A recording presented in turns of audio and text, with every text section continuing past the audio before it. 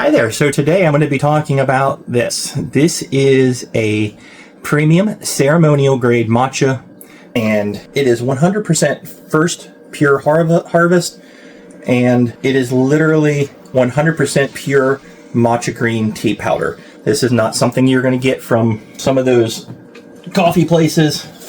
This is ceremonial tea that you want to make to create a real matcha experience instead of a fancy drink that you're going to put sugars and ice and stuff into. You can if you want to, but I'm just saying that this is the real deal here. So I'm going to go ahead and open this up. You can see that it is sealed for freshness. I'll go ahead and open this. Oh my goodness gracious, that is phenomenal smelling. I'm impressed. So this is a metal can. It does come with a lid that will get you nice and tight onto it. It says that it can be sealed and refrigerated for maximum freshness, and it's best consumed within 2 months of opening it. So once you open it, make sure that you're committing to using it. I have my water sitting at about 160 degrees Fahrenheit. You do not want to boil water and then put it with your matcha, because the matcha will taste bitter. You have to keep it at a lower temperature.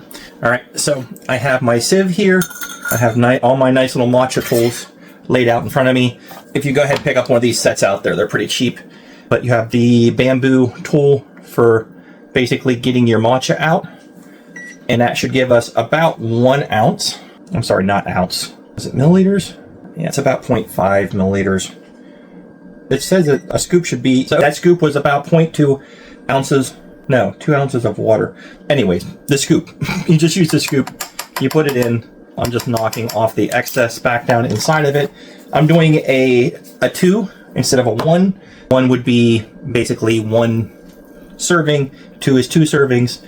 And then what you do is you take your sieve and you shake it so that the matcha falls down in. And you just basically want to make sure that it is all over the place. And I'm going to use my finger and just press the rest of it through and get that nice and fine.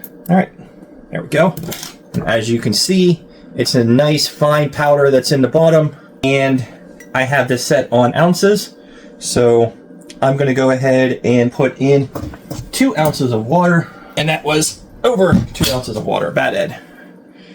But anyways, so now I take this and I basically stir in the matcha. You want to go ahead and really stir pretty vigorously.